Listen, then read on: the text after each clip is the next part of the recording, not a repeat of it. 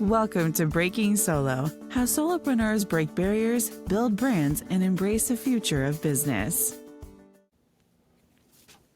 Hi, everyone. Thank you for joining us this afternoon. Today's guest is Jonathan Sheeley, and I'm excited to hear his story.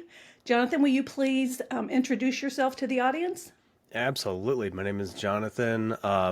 I live in Southeast Wisconsin with my wife of 10 years almost, and my two wonderful kids. I got a 5-year-old son who is into climbing dinosaurs and anything that moves on wheels, and a 1-year-old that is also into climbing, running, and doing anything she can possibly keep up with her big brother on. So we're busy these days. Yes, you are. Yes, you are. Just enjoy this time because when it leaves, it's just so sad. Yeah, yeah. When I take trips and if I can't take them with me, it's the worst. But I will say that's one of the reasons why I like working from home because I tell people I have the best coworkers. The only problem is that every once in a while I get a little pitter patter feet above my Yeah. head. Yeah. My son and his wife both work from home, and they have two little ones as well, an 18-month and a 3-year-old. Oh man. And yeah, they're a handful, but Yes, so they are. cute. All right, let's get going here. Tell me what inspired you to go solo in your business? Well, it was kind of a mixture of I had to and I want to. Fair enough. So I ended a 10-year career in higher education before going solo. I decided to go solo before I ended the career. There was a little bit of an overlap, but I could see the writing on the wall. I was picking up where things were not going to be kosher for me to continue where I was working, and so I had been training internally at the university people how to do marketing for the majority of that 10-year career. And I loved the aha moment when you're working with this faculty person that God bless them, they didn't need to know marketing 50 years ago when they started to be a faculty member, but Right. in 2025 you do to be a good faculty component of the recruiting process. And so I would help them, and when they would get it, oh man, it was great. And then I'd be like, oh, that's the part that I do like. There's plenty of parts that I don't like to the job that I was leaving. So I decided, well, why don't I do something like that? Like, why don't that be the next chapter, right? And when I started looking into it, there were lots of other options for me to maybe join an agency or something like that. But at the same time, I decided that I would resign. My wife decided that she would resign to stay home with the babies. So if you're talking about a new career and doubling your salary, going solo is about the fastest way of doing that. And so it was a combination of conversations with my mentors and with my wife. And it was like, okay, so we've talked about this for probably 5 or 6 years. I guess we're going to actually do it. And we did it. And here we are. Good for you. Good for you. But I bet there had to be a little bit of stress in there with both of you leaving your jobs. Oh yeah, yeah. I mean, and when we first left, there was still some comfort because our last days on the job were one day, and then several months later, when the checks and benefits and everything else expired, that was the real. Okay, so here we are. Like we this is the proverbial. We're up a creek and we don't have any paddles, so we better get paddling. Busy. There's nothing like being up against the wall to prove a theory, to prove a concept, and getting in and being required to figure it out probably made me more successful earlier in this chapter as a coach than if I had had maybe an easier on ramp, off ramp situation where I could have easily been distracted with a lot of education and with lots of certifications and stuff like that because I do love that Yeah. stuff. But if it's not making you any money, like, well, what are you doing it for? So Yeah, but that's my stage of life too, where money is a factor. Yeah.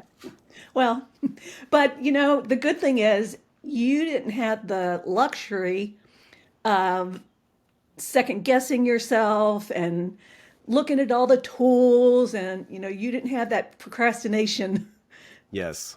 built into which your is a which is an Achilles heel of mine normally. So the fact that God removed those from my plate for that season was that was probably a real blessing. yeah, for sure. Okay, so tell me, what's the biggest challenge in your entrepreneur journey and how did you overcome it? Or have you overcome it? Yeah, great question. I think shiny object syndrome is my biggest problem.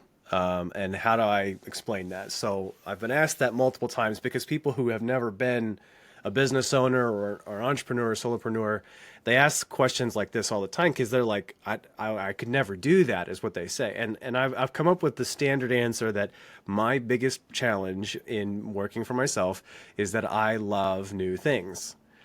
And just like a raven that's attracted to the shiny objects, it's easy for me to look at the new tool, whether it's another AI tool that one of my friends that nerds out shares with me, or a new book comes out that I want to incorporate into my practice, or frankly, just another way of thinking about how I practice my business. Those things can set my personality into well, let's redo everything. So that's a problem.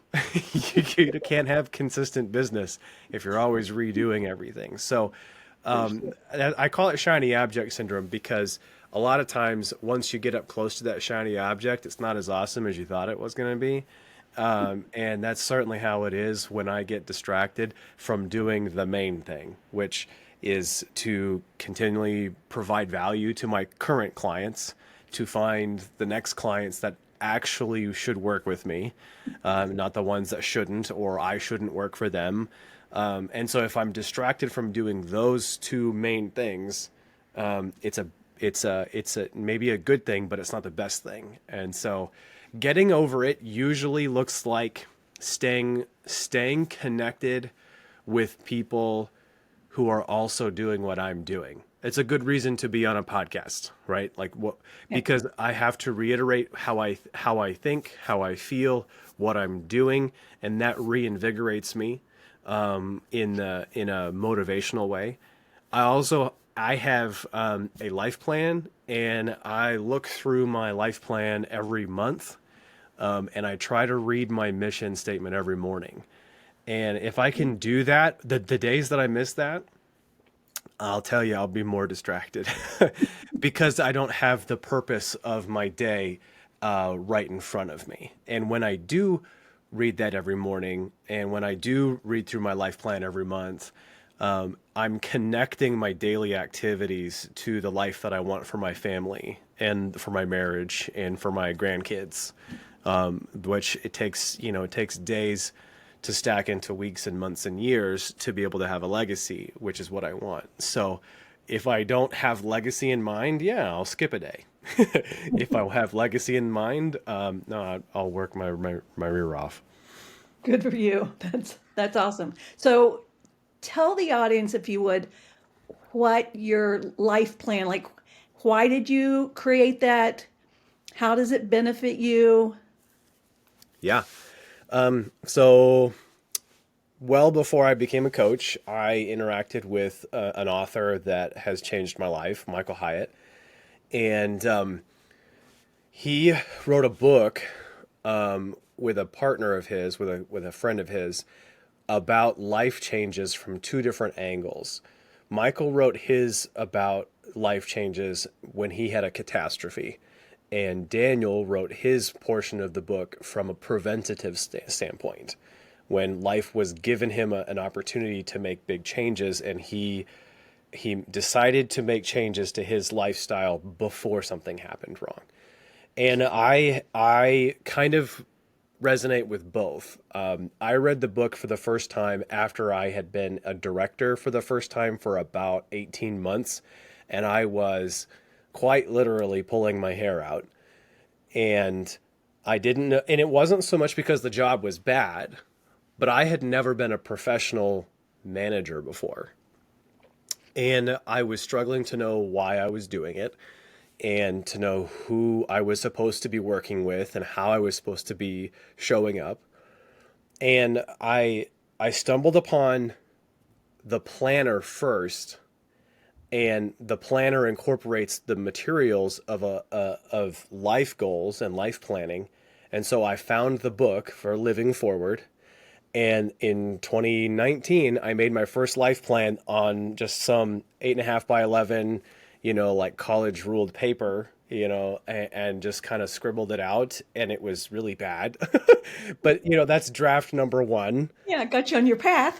Yeah. And it got me started. And I've reviewed it every year since then.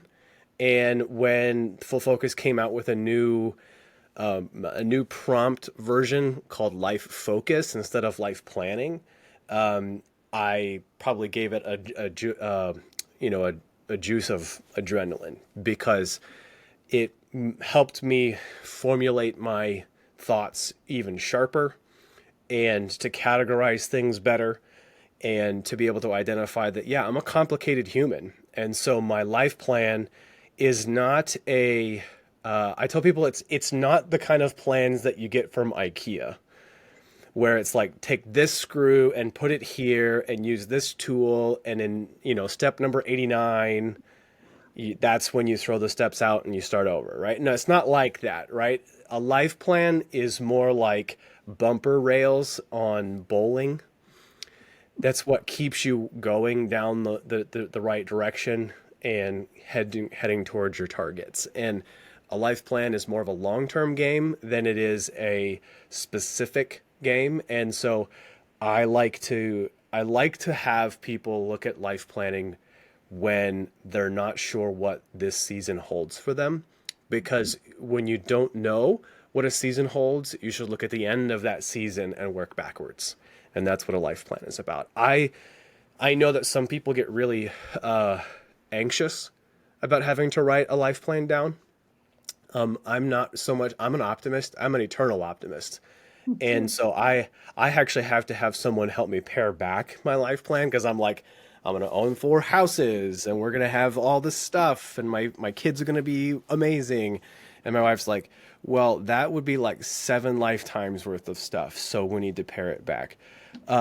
So I'm an optimist. So what I do with my life planning usually means you need to start eliminating things from the options. And some people have to incorporate because they haven't done a good enough job incorporating, and I usually have to do elimination. But I love life planning because, like I said, it sets my days, my weeks, my months, my years up for success because I've already articulated what I care about. This is this is my deck that I narrowed down and Yeah, then had to take an axe to it because it was way yeah. too many. It's terrible, isn't it? Because It there's is. just so many good options, and you're like, oh, I love that, and I love that, and I love that. And I'm like, yeah, but if I love all of it, I don't love any of it. So I have to really yeah, like you said, you have to take an axe to it, and then you have to be transparent with people and say, listen, that's a good value. That's a really great thing to chase, but I just don't have the time for it. I don't, and I love how some people have adjusted talking about productivity, not as time management, which is a very small portion of productivity, but energy management. Because I cannot show up for everything the same way. I am an extrovert, but I need introvert time. And by the way, when you're a father of 2, you don't get introvert time. Exactly. So that means that I have to know that about myself and say, okay, I have to measure how much energy I'm spending outside of the home so that when I am in my home, I have the energy to show up as a dad and as a husband. Now, Yeah. life planning is it's transformational. It's absolutely transformational. Yep. I agree. Thank you for sharing that. It's not something that a lot of people think about. Yeah. Yeah. I think a lot of people just they're in the ruts and they're moving forward, but they don't know that there's life outside of the ruts. Right. And usually it's catastrophe that makes you go outside of that. But I try to emphasize that you don't have to have a crisis to have a plan out of what you're doing today. Yeah. Good for you. That's awesome. Okay. So tell me, do you have a niche that you focus on? Yeah, I'm dialing this in. Okay, so when I started, I had no idea because I wasn't about to work with people in higher ed because they didn't want my coaching, and that's fine. And that's not a bitter statement; it's just a true statement. So as I've gotten to have a few clients, here's who I have found that I like to work with and has seemed to like to work with me. People who are in a leadership position but have a leadership team. So I generally don't work with solopreneurs. I'm usually working with a team of leadership. So the company could be anywhere from 5 to 50, but a leadership team of 2 to 6.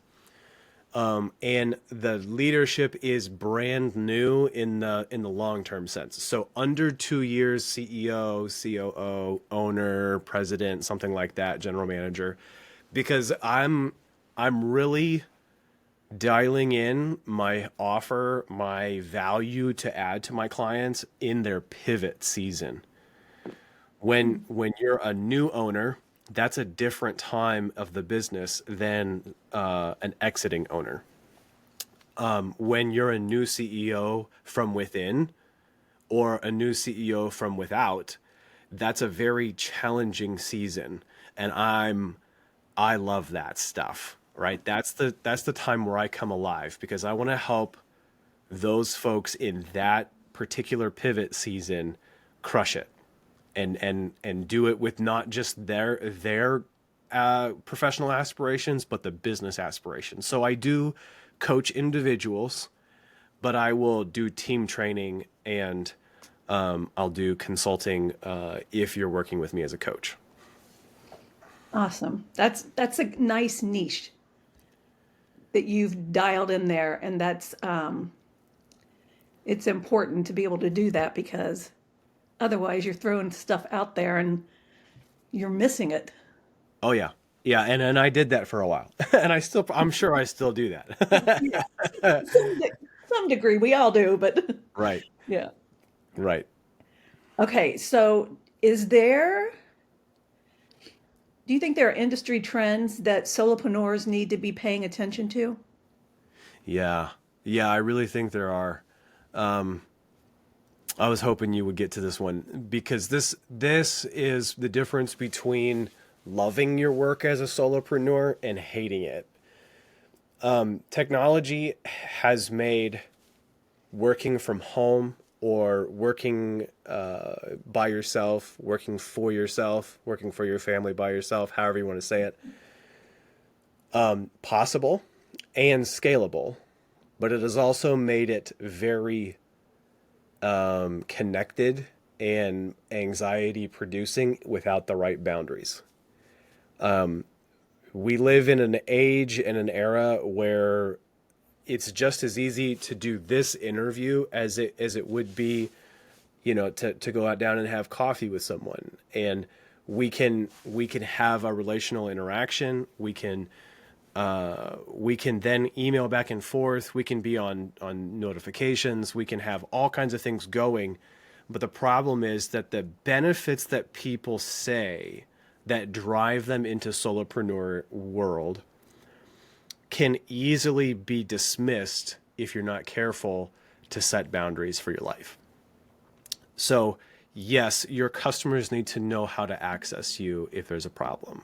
I mean, and solopreneurs could be anything. You could be an HVAC tech. You could be a plumber. You could be an electrician. You could be a real estate agent. You could be a bookkeeper. There's all kinds of things to be a solopreneur. And in each of those careers, people need access to you.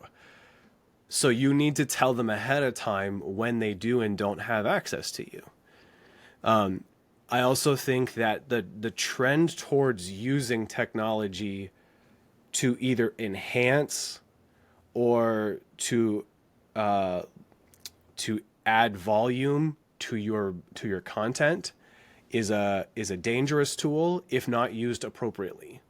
So I'm a huge fan of using ChatGPT, Claude, Perplexity. I mean, I just found an artificial intelligence tool last week by a friend. The tool is called Napkin AI, and you can give it like a bullet point list, and then it'll turn it into a graphic for you. And I love that. Okay. So here's the problem if you just solely rely on that, though. Okay. You need to be bringing the content to the artificial intelligence before it does anything to it. And you need to know what you want out of it. And so I'm very concerned for solopreneurs that get caught in the artificial intelligence flywheel.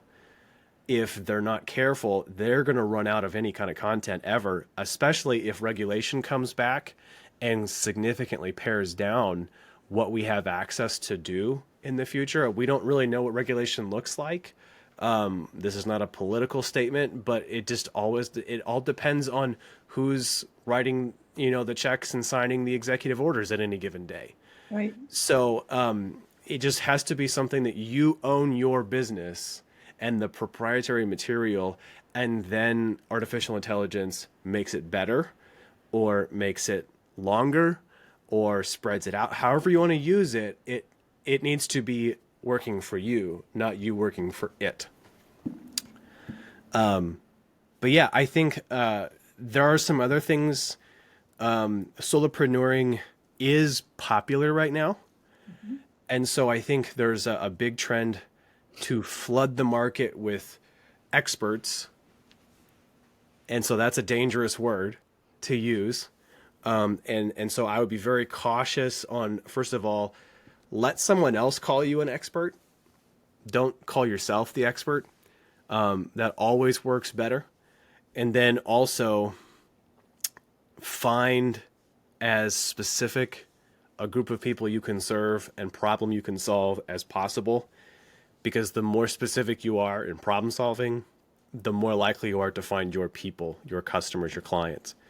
If not, like we said earlier, you're speaking into the void and it's just noise. There's just so much noise. And it's very difficult to find a solution if it's not specific.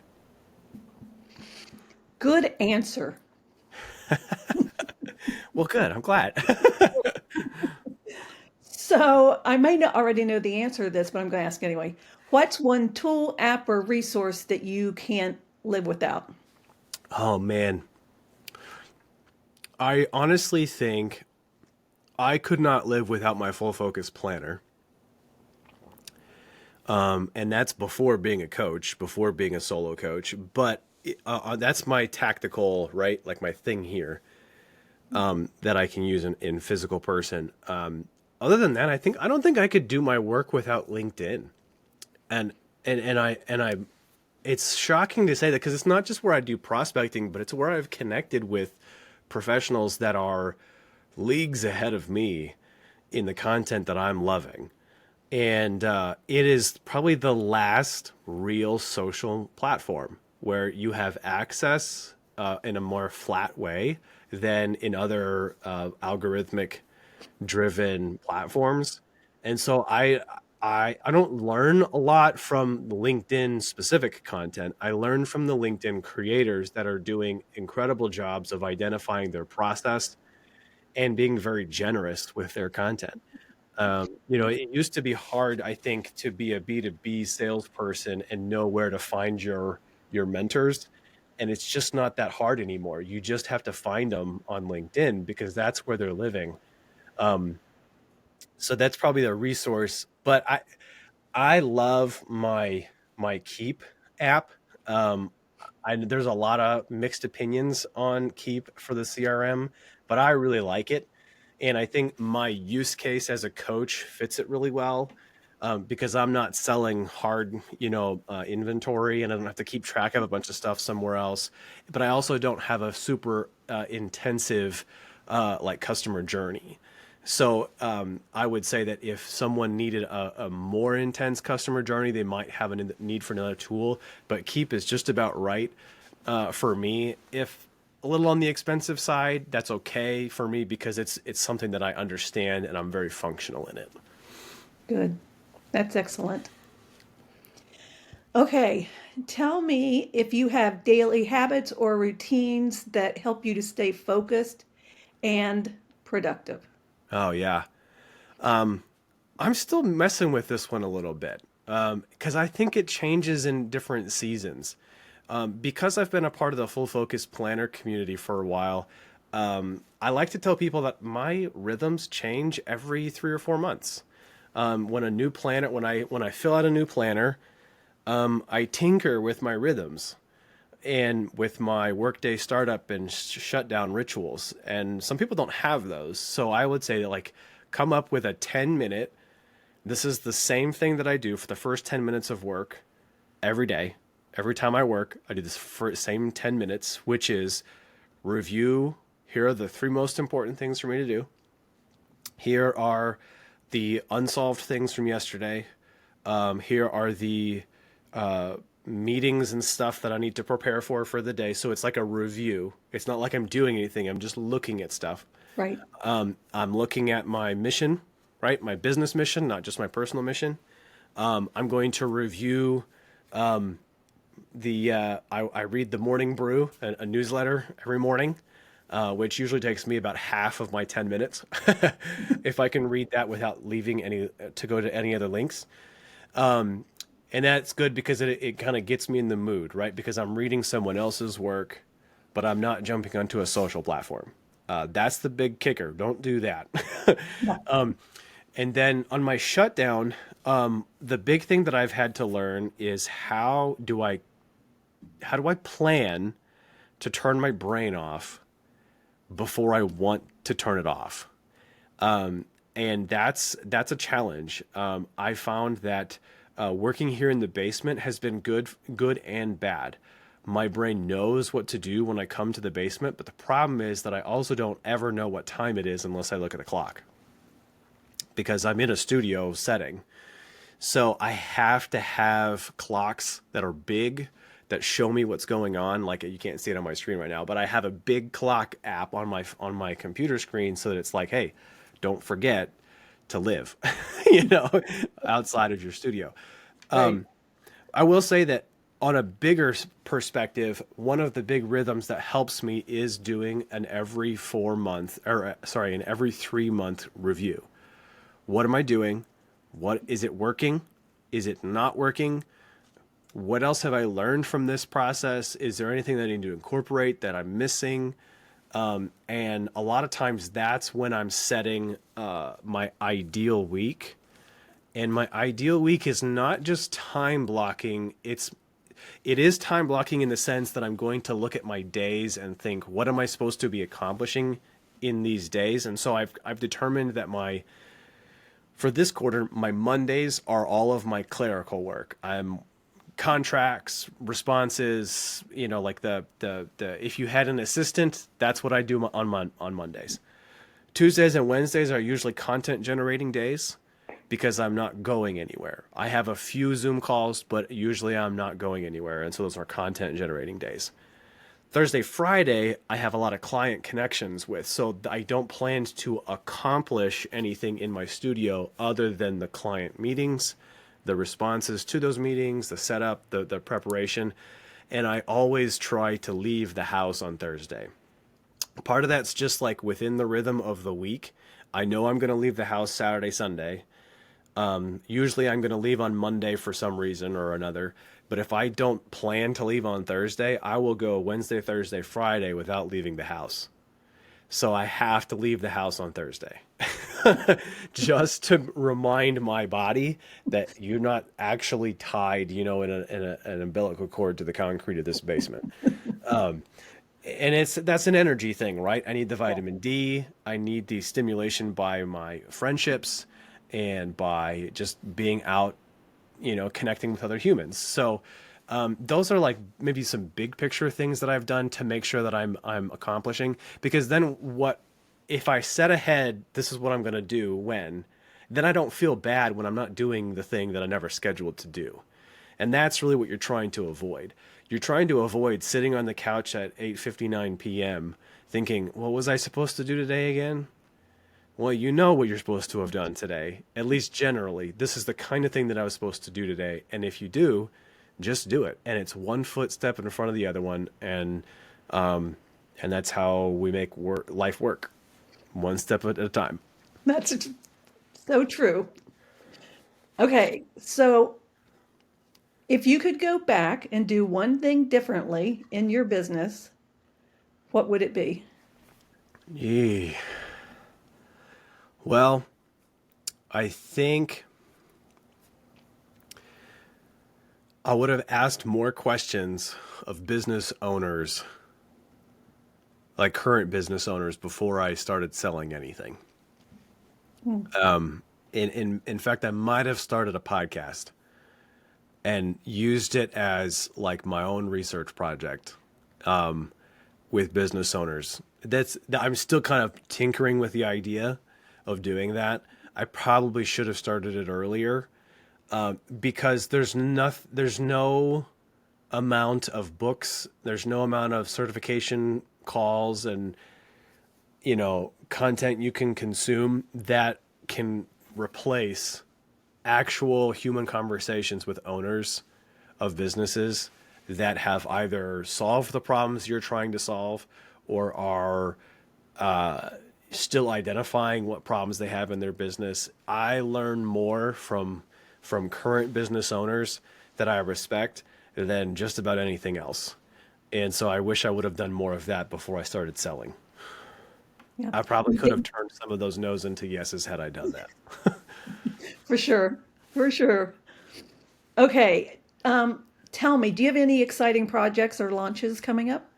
Man, I do. I'm glad you asked that. So I'm working on a specific, like I'm testing my theories on a few things for the pivot, right? And I'm working on a project right now. Let me pull up the paperwork so that I can get the right words in. All right. So when I've gone through times of challenging decision making myself as a leader, I wish I would have had like a framework or a process to go through that decision making, like through that pivot, right? And so I created a short book or short ebook. It's 12 pages on decisive leadership, and I'm gonna open up a cohort of people who want to go through this with me. So you can have the ebook for free. But I'd love to walk through people with it. Like if they're going through this kind of system, this kind of time, what I have found is there's a cost to unclear leadership that a lot of people aren't calculating. And leaders don't calculate the problems that they have by not making a decision. When you punt the problem down the road, you as the leader may feel better for now, but everyone else feels worse because you're the only one who can make that call. And so I feel like there's a cost.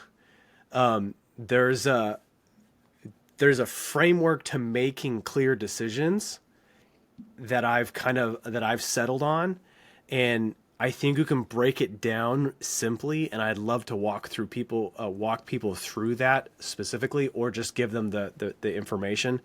And probably the thing that I hear the most that I try to identify in the ebook and in the program is there's an execution roadmap that makes the difference. Because people hear me say, "Well, I'll just make the call. I'll just make the decision now." Okay, you made the decision. What are you doing about it?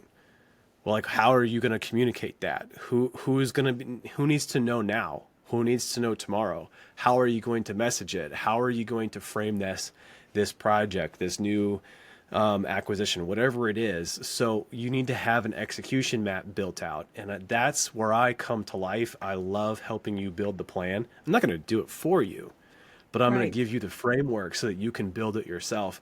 So yeah, I am excited about that because when I see leaders who are decisive, their teams are on board.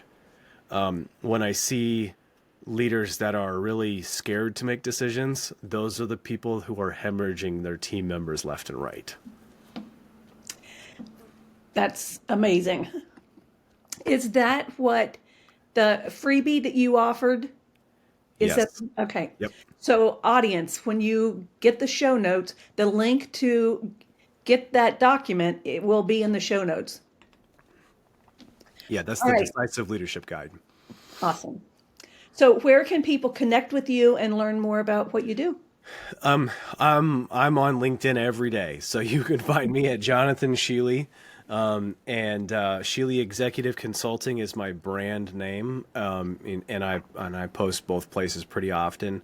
That's also my handle on social media at Sheeley Executive Consulting, and that's probably the fastest way of getting a hold of me, is through LinkedIn and through my website. Awesome. And those links will be in the show notes as well. All right, Jonathan, thank you so much. This has been a great conversation. I Yep. appreciate you being here. Yeah, thank you, and thanks for asking good questions. It makes it better. Thank you so much.